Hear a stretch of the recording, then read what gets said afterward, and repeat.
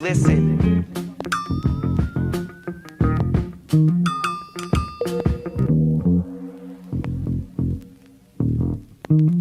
I spent my whole damn life in the city. Anywhere I go, DC's coming with me. I spent my whole damn life in the city. I could go for broke, but the capital is in me. I spent my whole damn life in the city. Anywhere I go, DC's coming with me. I spent my whole damn life in the city. I could go for broke, but the capital is in me. Welcome, everyone, to District Divided, a DC sports podcast. I am Amit. That is K-Dot. That is Vikings expert and a friend of mine, Paul Hoffer, joining the pod this week to help us preview the Vikings Commanders matchup, 1 p.m. FedExField. So, Paul, beginning with you, how are you doing, sir? And welcome to the show. Well, thanks, Amit. Thanks, K-Dot. I'm a fan of the show. Good to be on. Entering the Lions Den here in support of my Vikings. I feel good. The Vikings haven't looked good.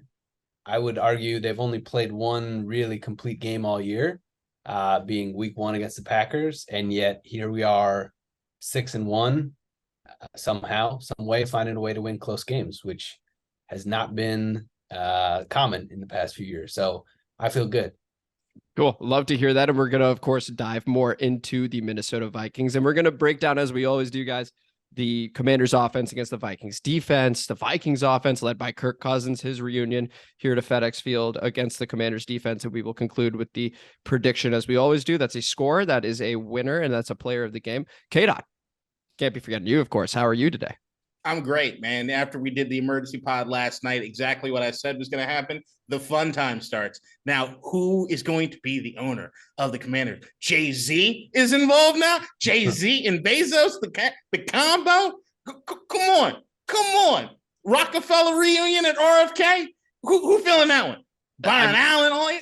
I'm loving this. Just, it's all these, it's like playing the lottery, right? And you get the fantasize. Now I'm fantasizing. I'm in the fantasize zone. Yep, that's exactly right. I mean, it's as we were talking about yesterday, you are now going to hear a lot of names and they're going to be linked to the team. And it's just a fun time. We as fans are almost playing the free agency game. Who do we want? It's fun to talk about. It's very, very fun to talk about. Do you think Elon will have time enough from Twitter to put in a bid? I think he kind of regrets buying Twitter. He's honestly an agent of chaos. I mean, he lost so much money already, but he's an agent of chaos. I can totally see him saying, I'm just going to drive the price up. Let's just throw some cash towards this thing and whatever. Right after involved. It's an Elon Musk move, right? Yeah, right after he puts a man on Mars, like he said he would. All right, so why don't we go ahead and get started? Paul, the Vikings 6-1, currently the 2 seed behind the Philadelphia Eagles, and that's your only loss of the season in the NFC. Overall, like you said, not look great, but 6-1 is 6-1. You've had a complete game, as you had mentioned. And Kirk Cousins is the guy right now under Kevin O'Connell. Looks like a new player. Tell us a little bit about the Vikings this season, what you've liked and maybe what you haven't liked as well. Yeah. So a really talented team that I think just needed a change of scenery. I'm a big Mike Zimmer guy, but even I, at the end of his tenure, was like, you know what? It's time for a change. Zimmer was a great defensive mind, but I think he just wore down the locker room. That kind of environment where guys didn't want to show up to work, guys weren't taking joy in the game anymore. So you didn't see a lot of personnel changes from last year to this year, but we're 6-1. And I don't think Cousins is playing as well as he did last year. I mostly attribute this to managing the game better, playing and maintaining a overall strategy about the game. And the thing I would point to is what a lot of people call the middle 8. So the last 4 minutes of the first half and the first 4 minutes of the second half. Mike Zimmer was terrible at managing that. We'd give up field goals at the end of the first half, kick the ball off to the other team. It's a 10-point swing when they score at the beginning of the second half. We did just an awful job of managing the clock and managing the game, managing the flow of the game. Okay, we're running the ball really well. Let's keep running it, throw in a few play action passes. Or we're not running the ball. We need to spread it around. We've got weapons on the outside. I think Kevin O'Connell is doing a good job there. Even though he's a rookie coach, he's done a nice job managing the game, which has allowed us to win these close games, which we were not winning under Mike Zimmer. So I think it's just a change of scenery for guys, and a renewed joy in the game of football for the team as a whole. Yeah, I mean, energy is so important in any sport, but football in particular, as you'd mentioned. And that opening game against the Green Bay Packers was a phenomenal game for the Minnesota Vikings. It felt like a big welcome to head coaching, Kevin O'Connell, because it looked like, oh, this guy's going to run away with Coach of the Year immediately. Everything's clicking. I mean, what a way to start his coaching career. And again, 6-1, it's still excellent. And if it's down to coaching and they've already got really good personnel, should be interesting to see. K-Dot, do you have any thoughts on the Vikings so far this season? Yeah, I mean, it's a team that I think is, with the record, no one respects it, and it's kind of justifiable, right? So it's like they're finding ways to win the games. But I mean, the Detroit Lions last year, they like there are certain things that you see with certain teams that you're trying to see exactly where it is they are. And I think this is one of these. They're going into this week as sort of a prove it game. Same way I think the Commanders are kind of feeling that same kind of pressure. But for a team that talented, I mean, you name some of the guys they have on offense and on defense, just the big name guys. They have, in my opinion, the best receiver in football, and Justin Jefferson there on the offensive side of it, on the offensive side. But you still have a team that feels as though, all right, they could potentially win any game, but then if you really look at the schedule and who they beat, all right, who'd you beat? And if that's the case, you say like the most complete game that they put together is the Green Bay Packers, and now we're realizing the Packers are shit. So it's like, where are they right now? It almost feels as though Kirk Cousins himself as a human being and quarterback is almost a microcosm of who the Minnesota Vikings are as a team right now. It's, what are you guys going to be? What can you guys live up to? You can't keep squeaking by against some of these middling teams with the talent you have. It seems beneath you. So where are we shaking out? And just to quickly run through their results. So of course, beat Green Bay 23-7, resounding victory over there. But as it turns out, even we beat Green Bay with Taylor Heinicke, in the high energy game for us. And then the Eagles, as it turns out, really good football team. So they win 24-7 against the Vikings. And then it's a series of one-score games for the Vikings that they end up winning. And maybe that speaks to your point, Paul, about the middle eight, where a lot of these points could be had or could be prevented on the defensive side. Beating the Lions 28-24. That was a close one. I remember that. Beating the Saints 28-25, beating the Bears 29-22, beating the Teddy Bridgewater-led Miami Dolphins 24-16, and then beating Kyler Murray when a new COD came out 34-26. So when you look at that, you wonder how good this Minnesota team truly is, just speaking to your point, K-Dot, about the 6-1 record. But that's why Paul is here. So why don't we go ahead and talk about the more fun part? The Kirk Cousins is back in the nation's capital, right? The Vikings offense against the Commanders defense. So Paul, beginning with you, because we know this is going to be a topic. Talk to us about your offense and more specifically about your quarterback. Yes. Well, as we know, I'm here to defend my quarterback against the slander levied against him repeatedly by the DC sports community. I've said nothing on this episode so far. And in preparation for this, I did look this up. In every year as a full-time starter, Kirk Cousins has never thrown less than 25 touchdown passes. Since Kirk Cousins left, the Washington football team, with all of its quarterback iterations, has never thrown more than 21 touchdowns in a season since he left. Now, all that to say, this version of the Vikings offense, I love the trade for Hockenson. He probably won't make much of an impact this week, given that the trade happened midweek.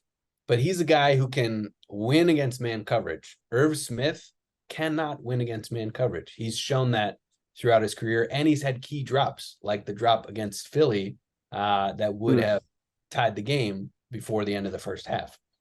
So moving forward, Hockenson is going to be a huge piece. Cousins loves to throw the ball over the middle of the field, and he's a guy who can win in the middle of the field. I do think Cook will have a good game. The Commanders, they have some nice pieces on defense. Jonathan Allen is a stud. But we know it.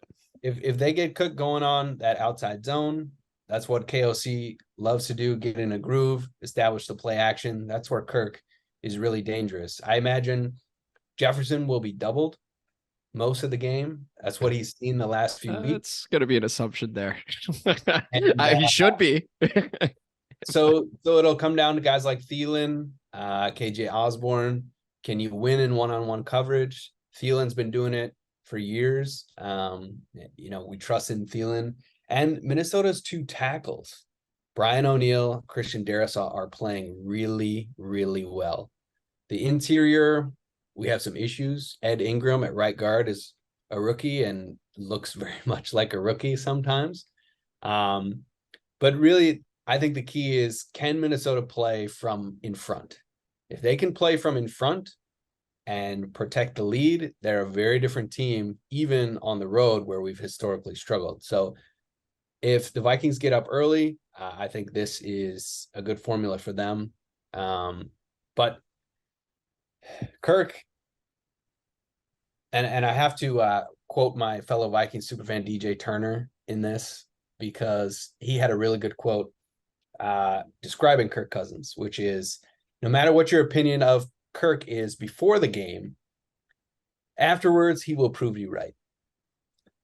And the idea being, like, if you know Kirk Cousins can't shine in big games, can't shine under the lights, he's probably going to prove you right. If you think Kirk is a top 10 QB, he'll probably prove you right. Maybe in the same game, both sides will be proven right.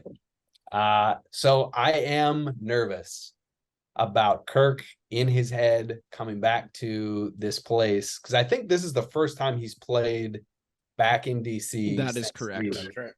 Yeah. So we've seen what happens to him in night games, right? We all have. We've seen what happens on Monday night. So that is something I'm worried about. I'm also worried about our kicking game. It sucks. Greg Joseph should have been cut. He is having an objectively awful season. So if this becomes a tight game at the end, I don't trust our kicker, and I'm nervous about Kirk under the lights. So quick question. I just wanted to key in on something you had mentioned. So you like the formula where the Vikings are playing in front as opposed to them losing. Is that right? Well, so what I mean by in front is, like, if they score first, if they have the lead, Fair enough. that allows you to run the ball. It also allows our defense, za'darius Smith and Hunter, to get after the quarterback. If we're down, and you saw this in the Philly game, we got down early. Now it's a drop back pass game where predictable. Sure. There's no threat of play action. Kirk Cousins has to make plays, potentially off schedule. They can double Jefferson, try to take him out of the game. That's where this offensive formula starts to break down. Okay, cool. No, that makes a lot of sense. So jokes aside, the thing about you saying you expect Justin Jefferson to be doubled, K-Dot, I'm not so sure Justin Jefferson is going to be doubled, just considering the way the defense has been playing better. Don't get me wrong, but schematically, nope, we're seeing the same things over and over again. And I think we just happen to play a couple teams that weren't as good. I'm seeing a lot on Twitter, and I think they're right, of Justin Jefferson lining up in the slot. Because we don't have a corner that travels, you're going to see a lot of, and Paul, you let me know if you know this name, Rashad Wild Goose guarding Justin Jefferson. Yeah. That's our worry. Well, you have St. Just, right? We do. Minnesota guy. Yeah. He'll We like him a lot. He'll be okay. Yeah. Well, if he lines up with them, He's on the maybe. outside, just so happens on the right side of him. So K-Dot, my question to you with the Commanders defense is, let's start with the whole Justin Jefferson thing. We'll get to Dalvin Cook in a moment, then we'll get to Kirk. Do you have faith that we can come up with something to maybe double the best wide receiver in football, with your words there? Yeah, that's the thing. I don't know. So the thing of it to us has been, we've been known every game to give up the big play, right? So like there's the giant monster play, and I Dalvin Cook or Justin Jefferson. It's a toss up to who gets it this week, right? But the you actually look at the teams we played and you look at, all right, what number one receivers are even in the same realm as Justin Jefferson? And I'd say no one so far. The closest you might get is AJ Brown, and he was just getting used to a new squad. And if I look at that game, it wasn't AJ Brown that ate, it was it was Smith. Devontae Smith, yeah. Who ate big time. So I think that this is a huge test for Washington in the sense that we haven't had anybody at this talent level recently with this winning streak. So I don't know what we're going to look at when it comes to that defense. I know schematically, I don't usually see double teams. I usually see us sitting in whatever zones, soft zone, nonstop throughout this game. And if they're going to do things with Justin Jefferson as far as line him up in the slot, which he's amazing at, and catching those balls that we know are what we consider, or has been at certain points of the season, the guaranteed completions is that 5 to 12 yard mark, then I'm scared of yak, right? So that's where I get to. We haven't actually had a lot of guys drop back and really beat us nonstop throwing down the field, because we usually get the pass rushes there, takes them off schedule, and then they got to make something happen. And where you see a lot of the yards getting eaten up is when the quarterback looks at their second and third, maybe even fourth option, get the ball out just on time, and then they're gashing us for 10, 15 yards downfield. Yeah. My thing is I'm sort of fearful of a Green Bay repeat, right, for Justin Jefferson, because we have yet to see Del Rio switch it up in that regard. So right. We'll see if he ends up doing it, because I personally think he needs to, and force Kirk in a reunion game to get in his own head and have to make a play to Adam Thielen or have to make a play to KJ Osborne. He has trust in both of them, but it is so much different than having a one-on-one Justin Jefferson to make his life super easy. Now, I wanted to touch on Dalvin Cook, who in that Eagles game, 6 carries, 17 yards, it's 2.8 yards a carry. Every other game, he's been damn near 5 yards a pop. So it seems incredibly important to me, KDOT, that we do stop this run to put the ball in the hands of Kirk, right? To make sure that it is, hey, this run game is ineffective, and make this guy, who I don't think anyone doubts the talent of Kirk Cousins. I think we doubt the mindset and the killer instinct of a Kirk Cousins. He has many comebacks in his career. He does. But when it comes to big moments in December, big moments in January, the New Orleans Saints road game comes to mind, and that is spectacular. But, you know, a broken clock is right twice a day. It seemed like one of those things, because I haven't really seen much of it since. Maybe that's just me. But yeah, Dalvin Cook, stopping him has to be, to me, priority number one. Do you agree? Yeah, of course. But that's the thing, that like our rush defense statistically is not great, right? Because we've had a couple games where we've given up a lot. But if I'm also looking at like the blueprint for us would be, once again, get them off schedule, make this thing kind of a shootout. Minnesota can be inconsistent. They've never run 2 games. They don't have any back-to-back 100-yard rushing games this year, which to me, they ran 173 last week. If I'm following the rule of thumb, they won't get it this week against us, right? And I don't know if that's just because I haven't watched a lot of Vikings games. I don't know if that's because what our guy here is saying is if it's one of those things where they're just getting out of it, right? So you have, like, even when we beat Green Bay and we're all staring and looking at each other, it's like, they have A.J. Dillon and Aaron Jones. Why aren't they using them, right? So it's like they just get out of it. And at the end of the game, stat line's 38 yards rushing. You're like, bang up job, guys. So it might be one of those things that you're looking at defensively is to just, hey, stick to your discipline as far as what it is. Get them in the third and long situation where they have to drop back and throw the ball, and get it to the point at which they even believe, without it actually even being factual, that some of these teams you see this year, that the run's not working. So we got to get away from it. Now, Paul, I have a quick question for you, because you mentioned TJ Hockenson maybe not having an impact, and I wanted to touch on that impact. Do you mean in the box score, as in he's not going to be a receiver often, or do you mean that he won't even be in the game that much? Because what we do know about TJ Hockenson is he's a hell of a run blocker, right? So that could help. I mean, the tackles are already playing well, but you talk about an outside zone, that would most certainly help. Do you anticipate him playing a whole lot and being able to help in that run game? I don't think he'll play much. Okay. just simply from a playbook perspective, right? I mean, I know he's practiced with the team this week, but likely hasn't had a chance to fully digest the playbook. So he'll Fair be enough. in for a set of, package plays, and may make an impact on the game. Like, he's a super talented player and will be a huge part of the offense going forward. I just don't think he'll have enough time to ramp up from a playbook perspective this week to really make his presence felt. Fair enough. And so just to speak to the keys on the Commander side, like Paul was talking about, the interior is a bit weaker for Minnesota. So you're looking at Jonathan Allen and Daron Payne needing to be impactful. They have been so far this season, need to continue to do that. And hopefully Montez Sweat can also get some pressure. And then Jamin Davis probably on an island again. It looks like Cole Holcomb's not going to play. Looks like David Mayo's not going to play. So it really is Jamin Davis versus the world in the linebacking core.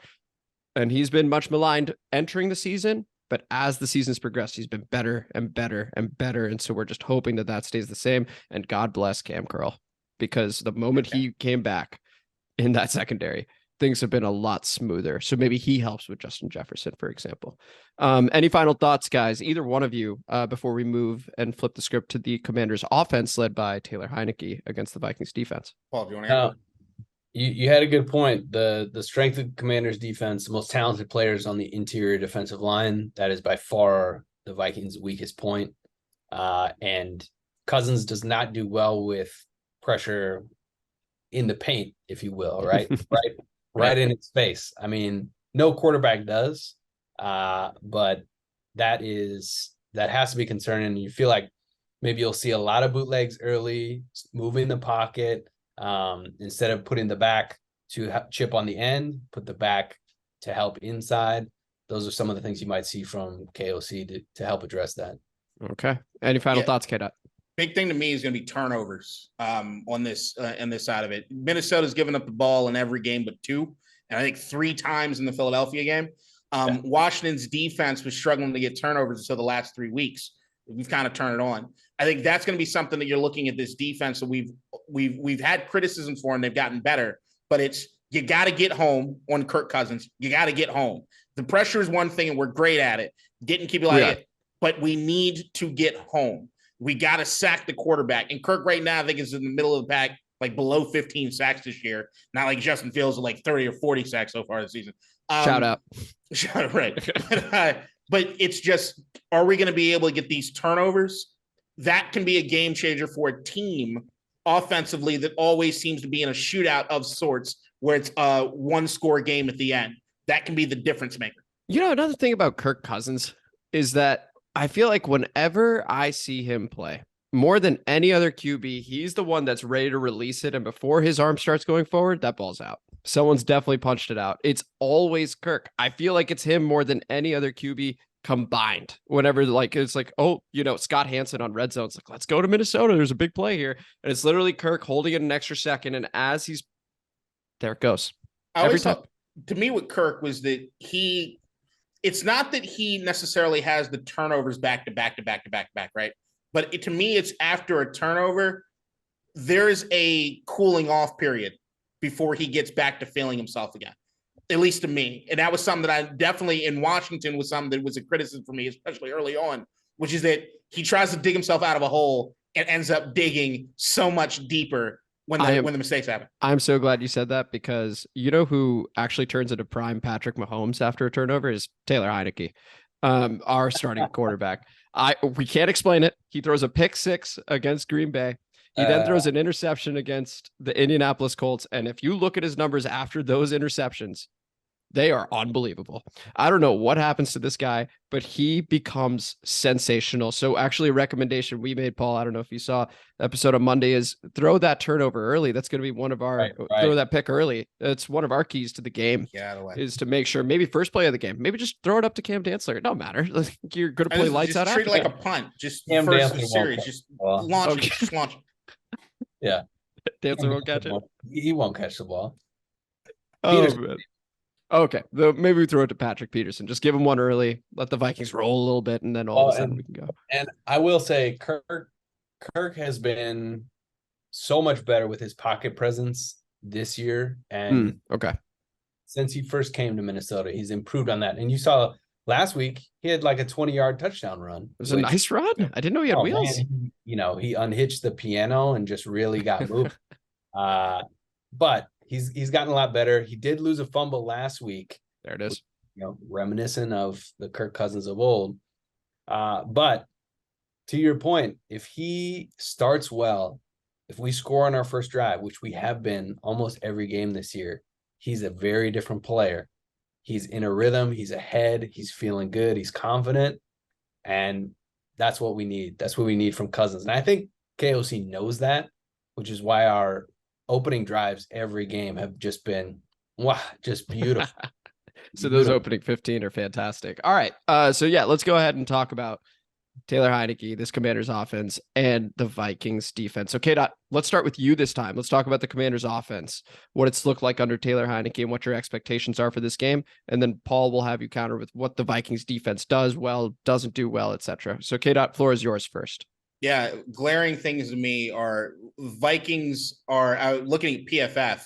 Vikings are good against the run, right? So it's a team that this is going to test a lot of stuff as far as what has been the blueprint for the success of Washington recently, which is running the football with Antonio Gibson. Well, we got away from it last week a bit, but the blueprint usually for success with us and Taylor Heinicke in a quarterback is make sure Taylor can put you in some game-winning position, but you can't have him carry the team throughout, right? You got to place out defense and run the ball. This is actually going to be one of these games where if you look at the other side of what that defense is looking like from a coverage standpoint, 5th worst in the league. Patrick Peterson had a hell of a game last week to a certain degree in his revenge game against Arizona, but he's old now, and there's nothing to fire him up in this necessary game. I think he probably spent everything that he has last week. If you start looking at the receivers against the Minnesota Vikings, you start seeing some astronomical numbers, right? As far as what people are able to do against these guys. This leads into, this is the Taylor Heinicke show. This is the game that Taylor Heinicke has to show up. This is the game that Terry McLaurin has to give it his all. He always does, right? I was going to say, I don't think that's new. That's fair. That's fair. But this is going to be one of those games where I think Taylor Heinicke is going to be up to him to not make the mistakes, which he said, let's get rid of that mistake. Get the mistake out early so we can go and ball, right? Go ahead. This is a team you can throw on. And this is a team that we are going to have to throw on in order to get that success. So these 50-50 balls to Terry, everything, we just got to make sure it's coming down with us more than it is with him, more than it is with them. And that's really the entire key that I see to the offense. I mean, if there's anything that I would look at to better manage the situation, is Antonio Gibson out of the backfield and receiving and getting Taylor in a rhythm. I don't think we'll be able to necessarily have the same success that we have on the just running the ball. What I think you can try to do is almost West Coast offense type, like get these guys moving around and get them the ball quick. Let's get these short passes to get Taylor in a rhythm and to start getting some of these yards up on these guys so that then the play action and getting something deep can get going on. So actually, Paul, I want to ask you this before we get to the overall Vikings defense. K-Dot was mentioning 5th worst against the pass. At what level is that occurring? Is it all levels? Is it more short and then there's a lot of yak? What's going on there? I think some of that has been early season miscommunication between shit. I figured it out. K-Dot. And so Ed Donatel is the new defensive coordinator. This guy's ancient, been around forever, very savvy. Typically his approach has been more of the bend not break. He's not going to blitz a ton. He's going to let you get your yards, and when you get in the red zone, that's when they stiffen up. He also has the luxury of 2 premier defensive ends. Za'Darius Smith, who is leading the league in sacks right now. 8.5, right? And the Packers are paying him $11 million to not play for them this year, which is just absolute justice. Shout out Brendan Nichols. Please continue. And Daniil Hunter on the other side, who now does not see the regular double teams that he did in the pre-Za'Darius Smith era. So Dantzler is a below average NFL starting corner, and McLaurin should feast on him all day. surely Ed Donatel recognizes this and will plan accordingly. I believe he watches District Divided on occasion. Yes. should. Yes. So We'll edit this part out. and up front, the Vikings have been playing really well against the run. There are some really nice players up front who have been doing a really nice job, dominating the interior of the line as well, Tomlinson in particular. So I think a lot of teams are just throwing the ball. It's easier. They see the matchups outside and they're like, I prefer this than to running the ball. I wanted to talk to you about Dalvin Tomlinson because I was looking at the injury report. He has not practiced the last couple of days. So he is now officially at risk of missing the game. Should he miss the game, how much of an impact is that? And are you familiar with his replacement much? It's big. I think his backup is Jonathan Ballard. Okay. And he's a backup defensive tackle. Right? Fair enough. Yeah, right. For a reason. And Tomlinson is arguably a top 10 defensive tackle. But if I were Donatel looking at Heinicke, right? The guy is just electric. He swings alpha male from one winner, big dick energy extreme to the other. And he is, I think you have to play him like we played Kyler Murray last week, which is we're only going to rush 4 and we are going to keep him in the pocket. So our very talented ends have to rush a certain way. You cannot just run up the field and allow Heinicke to escape out of the pocket and make plays with his feet and kind of off schedule, if you will. So I imagine the game plan will be very similar to what we saw against Murray. Now, what I hope they make adjustments for is DeAndre Hopkins ate us alive. And I think McLaurin is as good, if not better, than Hopkins as an overall receiver. So they probably won't travel Patrick Peterson with him. You'll probably see more double teams with a safety over the top. But I think you have to treat Heinicke like Kyler Murray. Keep him in the pocket, make him throw the ball like a real NFL quarterback and not just some street baller, running out of the pocket and creating plays. And it's really fun to watch. But if you make him play NFL quarterback like a real NFL quarterback, I think that's where he breaks down. And that's why he's been a career backup, right? Well, I mean, first off, easy there. You're on a DC Sports podcast, so let's start there. This man was living on his sister's couch just a couple years ago, Paul. Sending off racist tweets. So first question I have for you is, how dare you? The Vikings drafted him. He was with the Vikings. I know. I actually, apparently Stephon Diggs is kind of close with him still. Yeah. We know why. Hey, I like the guy. And I wish him great success, except for this Sunday. Fair enough. And I mean, here's the thing. That sounds like a pretty sound game plan to stopping Taylor Heinicke, is just keep him in the pocket and see if he can make the throws and see if he can beat you that way. Because oftentimes his best games are when he can ride off of some sort of emotion. And typically that is through making plays with his legs or having a run game get going and stuff like that. And he can feed off of that. And KDOT's plan, it appears, and I actually agree with it, is throw it up to Terry McLaurin as many times as you can. And let's just sort of see how many times he comes down with it. And all the while make sure, but it's been working.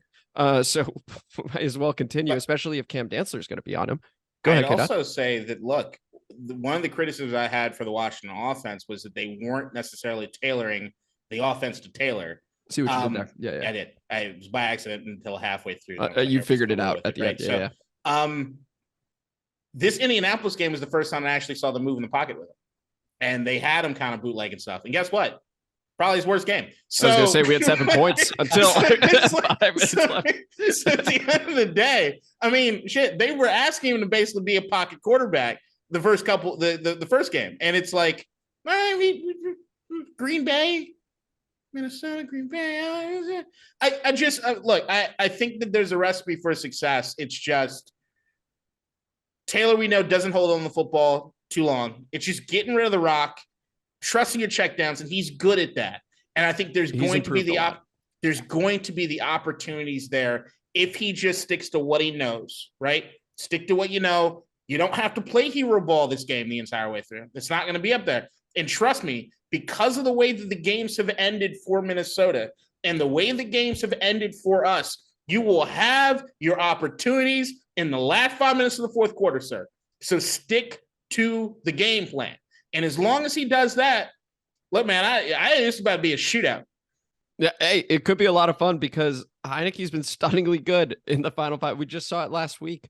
He's been stunningly good in these situations, and he is going to the right people in these situations. Currently 2-0 as the starter so far. See if he can make it 3-0. So let's jump over to the predictions over here, and we will begin with our guest, Paul. We would like a score. We would like a winner and a player of the game. The line, as of right now, according to FanDuel, it is Vikings -3, and the over-under looks to be 43.5. The floor is officially yours. Yep. So I think the Vikings win. They don't play as well on the road, but I think they have found the formula, right? They're confident. They're 6-1, and I do think Cousins is going to get some of this, the gorilla off his back a little bit. As much as I yeah, go ahead. As hesitant as I am to say that, knowing Kirk Cousins' history, I think he has a good game. I think he's the player of the game, and I think the Vikings win 28-17.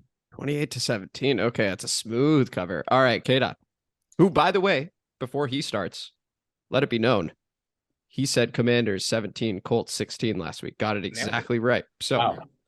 Please continue, sir, with that in mind. Wow, pressure, asshole. No, I was just saying you control the score. Whatever you say is what happens. That's fair. I'm going with this is going to be a higher scoring game for us.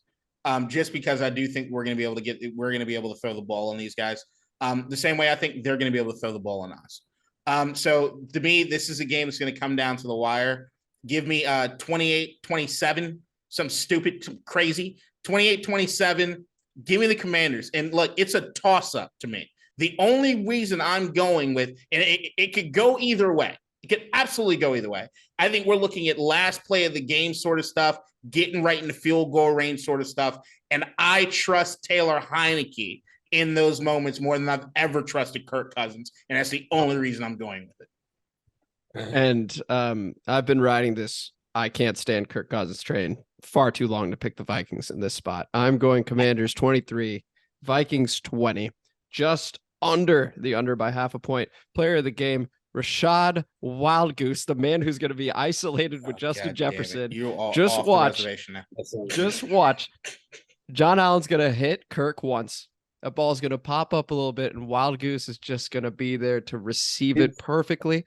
I'm calling a pick 6 for Wild Goose. His name is actually Wild Goose. Like, yes, it is. Yes, it is. Nope. That we is have very the best names maybe in football, right? So like we got Wild Goose, we got a Cheese Man. Yep. We got Cameron Tress. Cheeseman, long snapper. Yeah, we got Tress, who's a white guy. It's just that we've got to make Joey the Sly Way with Cheese Man snapping. Come on, man. It's just we got these guys. It's amazing. So yeah, those are our predictions, and we would typically do the comment mailbag, but because we're doing back-to-back episodes, we're going to let those accumulate, and we are going to put that together on Monday. So until then, this was District Divided, a DC Sports podcast. Thank you guys so much for listening. I am Amit. That is K-Dot. That is Paul. If you guys enjoyed today's episode, please like it, please subscribe, please share it with your friends, and most importantly, please comment, because we love reading those and interacting with those. And if you are so inclined, please stick around after the pod, which begins right now. Of course, he waits until after the pod for that. Oh, time to put my feet up a little bit. This is the fun part. Ordering my wingos. What are you getting? They have the best goddamn deal in the city on a chili dog with fries. It's $8.99.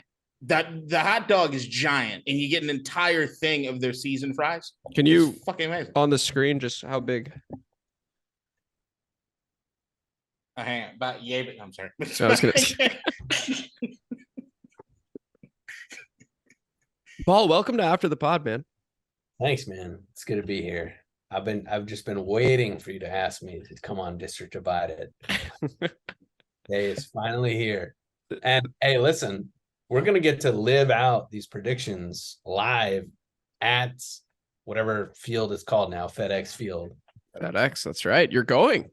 Yeah, I thought you were coming too. I'm a maybe. Maybe. So I thought my soccer game was at 5:00. It is at 4. But Is this the and I don't championship know. or something? No, here's the thing. So I'm not even sure I'm going to play because I lost a bet to Matt Regan a while ago. My calf is still hurting from running the 6 miles, running that 10K a week ago. Stupid. It was so stupid. So given that, I may end up, trust me, that place is not sold out.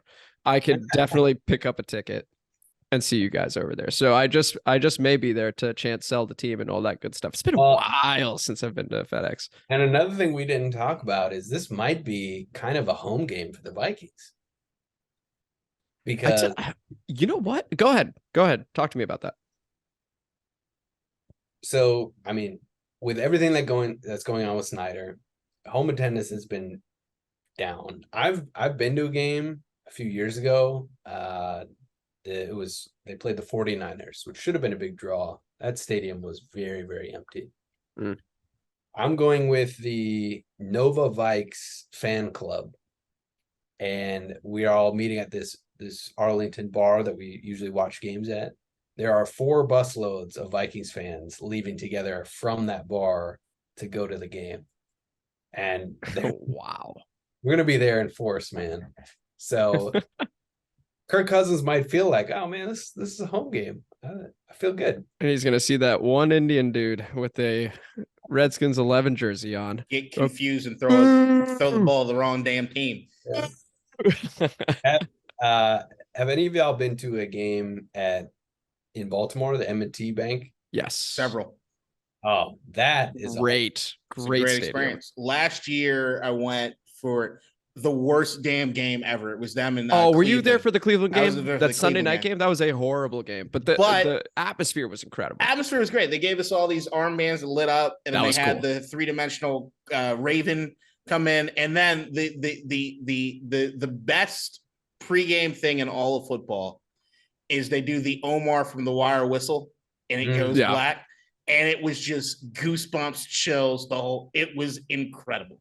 It was absolutely incredible. And FedExField, I also went to, what was it, like a week later, as the nice juxtaposition. I fucking told you not to, too. I didn't want to. It was a whole family. It was a girlfriend's family wanted to go. I went with a bunch of Cowboys fans, and I had a panic attack, and it was a nightmare. Well, yeah. It was an absolute nightmare. And I will tell you, the next time I go to FedExField is to light that bitch on fire when a team gets sold. So, and if you had a panic attack, then you could easily make the case that moving forward, you can't go for your mental health. Yeah, I'm not doing it. It sucks. I don't need it more than that. It fucking sucks. And maybe I'll cover this in the emergency pod, but why now? You talking about the sale? Why now? Why is he doing this now? He's had pressure for years to do this. And even a few weeks ago, he's leaking stuff saying, I have dirt on all the NFL owners. They can't force me out. Why now? So, great question. I think why now is because I believe, well, a couple things. So one, ESPN broke a story after Forbes had broken theirs about him selling the team, about a financial impropriety case occurring against the Washington Commanders. So who knows what they may find over there, and in anticipation of it, maybe he goes, you know what? I just want to sell it. We don't need to see what's in there. That's one. Two, the Mary Jo White investigation has been going on for quite some time, and it could be wrapping up. It could be wrapped up. And so I think basically what has occurred, Paul, is that enough has happened behind the scenes recently. I see enough that could have happened behind the scenes recently where they go, you know what? The following is occurring. The following is going to happen. If this becomes public, and we have promised, Goodell promised it would be, and let's assume he actually held that promise, which is a big assumption. That would mean that depending on what's in there, they go, hey, there is no way we can keep you here. So if you want as much money as you can, you better sell it now. Here, look, it's the same thing I said in the emergency pod. And the thing is, I read something today that just doubled up what I'm thinking. What you're hearing Snyder say right now is the truth. he is going through all the options. I don't think he's solidified on anything right now. I think what he's trying to figure out is what his options are for a quick out if he needs it. But more than anything, what this is doing is driving up the price point.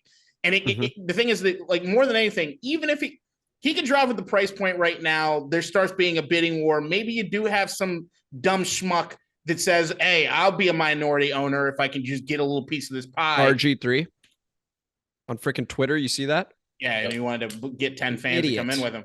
But you heard about the at the last league meeting, there was a closed door meeting, and Goodell addressed all the owners and told them basically stop it, trust the process, let the process work itself out. And when you hear that from Goodell in that room with those owners, what they're saying is that, like, look, the Mary Jo White thing is going to be a thing. The regardless of whatever got said in that Forbes article, I've been saying on this pod and the other pod, everywhere that I listen, the countdown has already started. It's over. It's over for him. It's just whether or not he accepts that it's over. And I still don't think he's accepted that it's over quite yet. No, of course not. But every day that goes by, and when the valuation continues to go up, when you're getting Jay-Z and Jeff Bezos involved, when Byron Allen, who just lost out on the Denver Broncos, plus everybody else that lost out on the Denver Broncos, are like, fuck this. This team is worth so much more than the Broncos could ever be worth. We want a part of this. Like, to own the franchise in Washington makes you immediately a top 5 to top 3 power player in the NFL, period. I also think Jeremy Shea just doing a line and going, yeah, I'm ready to talk. Let's go. And all of a sudden just being like, yeah, there's a lot of merit to removing him and all that stuff. I think that was huge because we've talked about it on previous episodes about how no other owner came out and said we disagree with him. They were mad and didn't talk to other media members, but they never once said we disagree. And I think Snyder, and one of the points Irsay made was that, hey, he's making us all look bad. Like we are all terrible people, and we're not. And so I do think that behind the scenes, they could have even gotten 24 votes and said, hey, we are going to put this to a vote or you sell. So I think there are any number of things that could have occurred recently where Snyder goes, okay, I need to explore. That's my thought. Yeah. It sucks that he's probably going to get like $6 billion at least. I think that's the floor. I really think when the dust settles, we're looking at about 8. And you're probably right. Like, the NFL teams don't come for sale very often. There are only 30 of them, and or 32. 32, yeah. Yeah, sorry. No one counts Jacksonville or the Texans. Don't worry about it. You're fine. But yeah, I mean, the NFL is better when the DC team is good. Yep. We would all agree. All of us. And I say that as not a DC fan, right? I mean, I will root for them in non-Viking situations. Okay. But there are other teams in the league that also applies to. As much as I don't like the Giants or the Cowboys, the NFL or like the Raiders, the NFL is better when those teams are good. They're like the better marketed ones, right? Yeah. That are typically, yeah. But I would say beyond that thing, it's just like, to me, I go back to the dollars and cents. It's the fact that Washington has never hosted a Super Bowl when you have all these stadiums becoming either dual role, indoor, outdoor, or most likely will probably be a dome, which I don't love the idea of, but probably will be here. And also look at how many times the NFL has been threatened to get dragged in front of Capitol Hill over the last how many years. And you have nobody that wields any influence whatsoever in the city representing the team's interest at all, period. Like, you got no one that can even try. Because Dan, he's got his – it was basically when Trump's guys came in, Dan kind of tied himself to those dudes a little bit.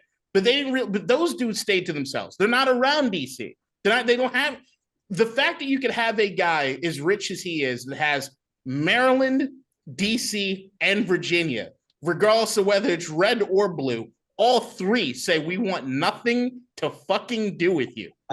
is Yeah. ridiculous. Impressive. Yeah. It is fairly impressive. He's made it right? bipartisan. It is It's unbelievable. impressive.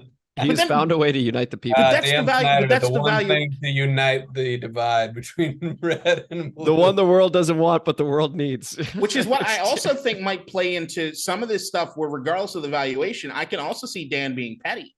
Because there's like the idea of a Jeff Bezos who already owns the Washington Post, is already seen around town at some of the higher end parties and restaurants and stuff, already seen with these guys, to think that this dude's going to come in here and wield the influence that I couldn't have. Fuck off. You know what? Like, there's going to be some of that pettiness. You know what just hit me is that, so the Powerball I think is at 1.5 billion, and I think the drawing Saturday. We would have to win that. It would then get taxed. We would have to throw it on black and then red and then black in any sort of number of situations multiple times, and then we could maybe have a bid. But then we have this podcast. Can't be us. We'd have to like, get somebody else. My sister could buy it maybe. Jay-Z can't buy it.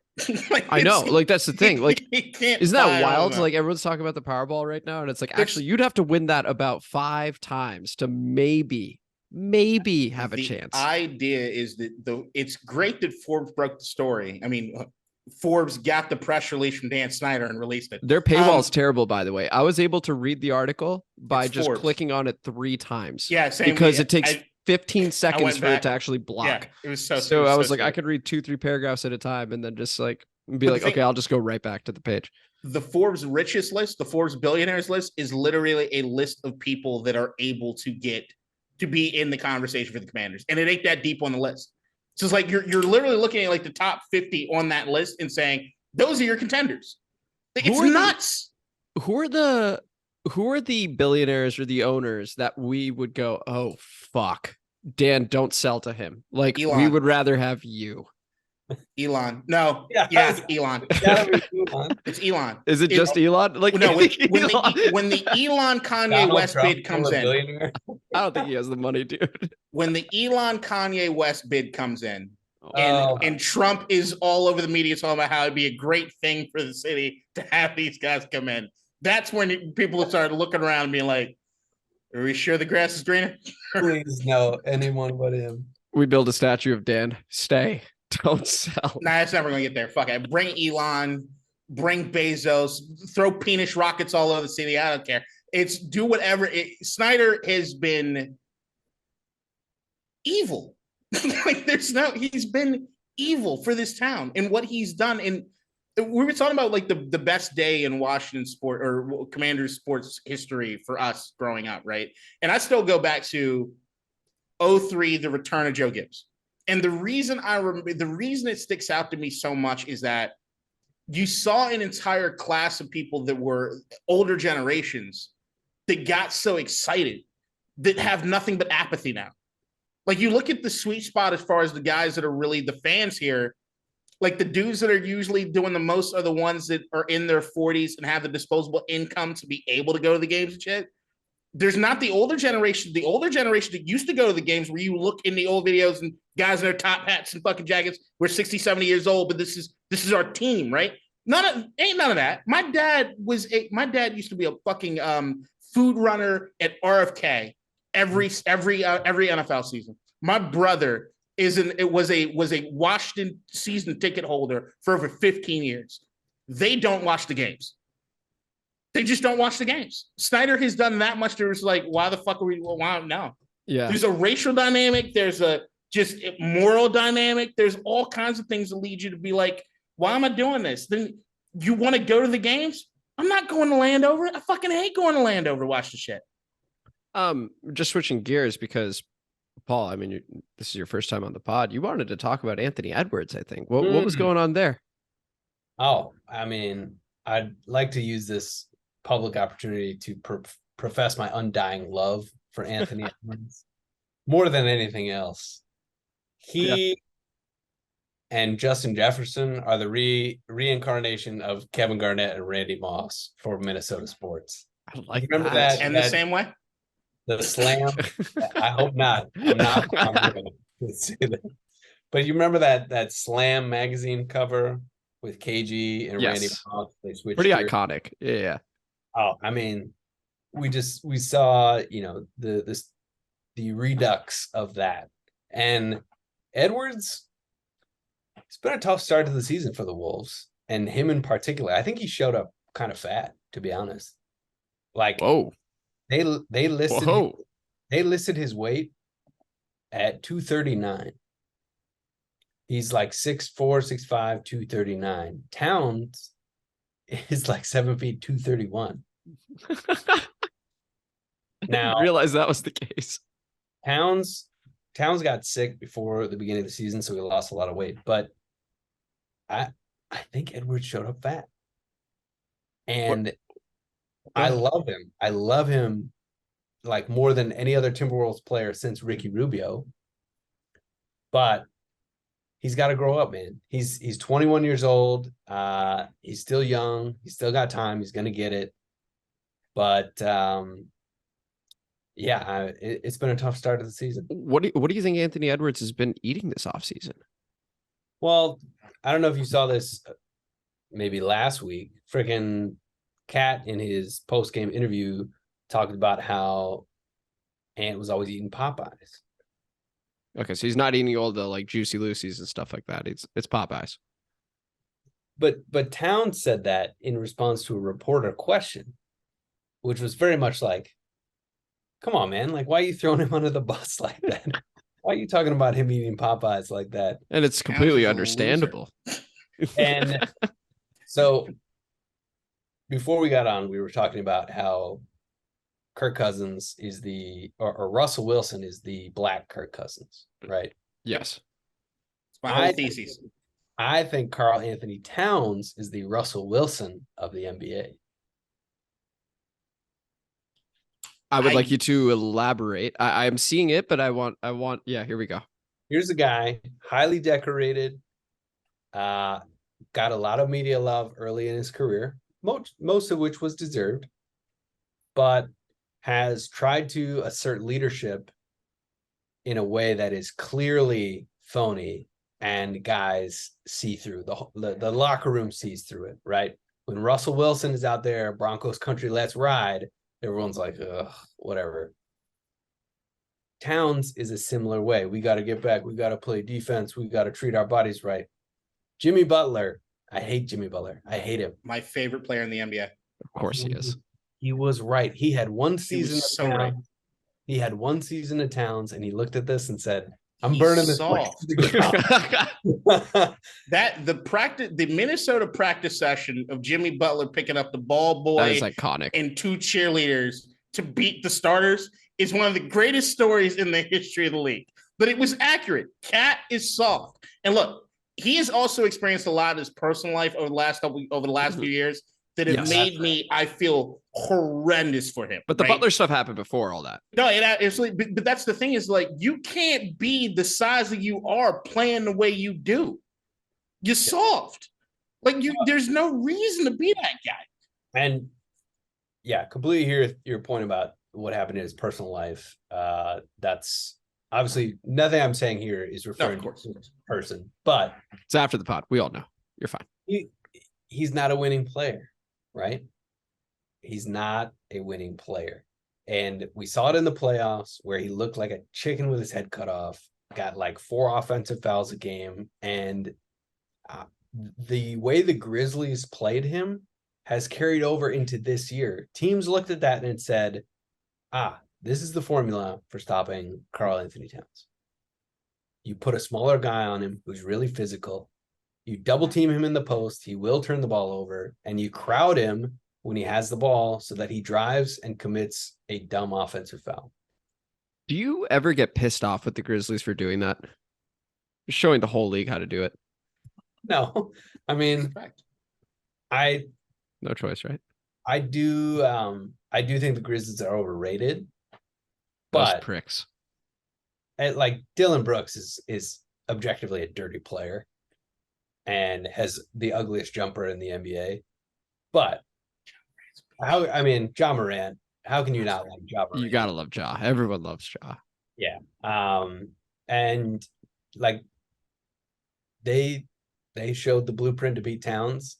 And if he's truly an all NBA player, which he was last year, if you're truly an all NBA player, then you figure out how to adjust your game. You figure out how to incorporate Rudy Gobert, a rising Anthony Edwards. If you're really a winning player, that's what you do. And he has yet to do that. If you could make he can. If you could make one semi-realistic trade, shipping Towns somewhere for a different star, let's say, or some picks or whatever it may be, to make this Timberwolves team better today, you could just do it. You could just execute it. What would it be? I actually heard this on the Low Post podcast, which is one of my favorites. And the trade proposal. That's what we do here. We promote other podcasts. Yeah, please continue. Was D'Angelo Russell for Mike Conley. We're going back to the Utah well. Oh, okay. And the reason I think that helps us is Conley's more of a floor general point guard. Russell's looking for his shot. He's not commanding the offense. He's not encouraging ball movement, player movement.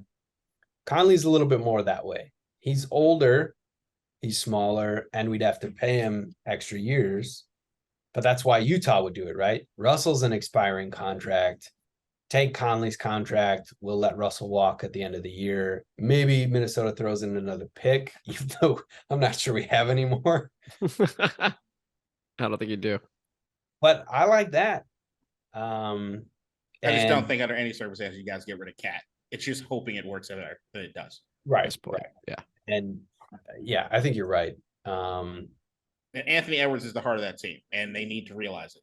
And he also had the acting turn of the last 5 years to me in the Adam Sandler Netflix movie Hustle, which to me, it screamed, you know what? I talked about this on another podcast. I didn't even see it. Yeah. You're ridiculous for not watching it. I would love to see it. I want to see it. Might see it today instead of the what I said about Texans, Anthony Eagles. Yeah. You know what he reminded me of? Tupac as an actor. Like that juice level Tupac. I actually think that he might have been eating because he's looking at scripts and stuff, thinking that there's another career for him somewhere else. And even KG and Uncut Gems, man, there's some acting going on in Minnesota. It's fucking dope. That movie was tense. Oh my gosh. It was. All right. I do have to run. We're gonna end it on there. But thank you guys so much for listening. We appreciate it. Nice. One thing that just hit me was if K-Dot plays tougher, he could be Cat Dog. That's all I thought about. All right, cool. And on that note, we'll see you guys later. That was a dunkle moment.